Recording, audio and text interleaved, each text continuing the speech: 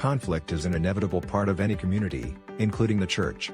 But how we approach and resolve conflict can either weaken relationships or serve as an opportunity for growth and deeper unity. The Bible provides clear guidelines for resolving conflict in a way that honors God, promotes reconciliation, and strengthens the body of Christ. In Matthew 18, Jesus outlines a step-by-step process for addressing conflict within the church. Start with a private discussion, then involve witnesses, and if necessary, bring it to the church leadership.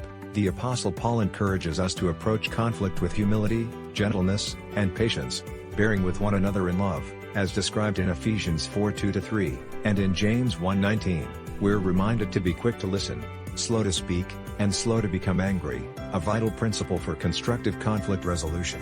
Before addressing a conflict, it's important to start with self-examination, as Jesus teaches in Matthew 7:3-5.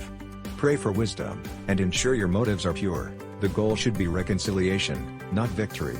As Romans 12:18 says, if it is possible, as far as it depends on you, live at peace with everyone.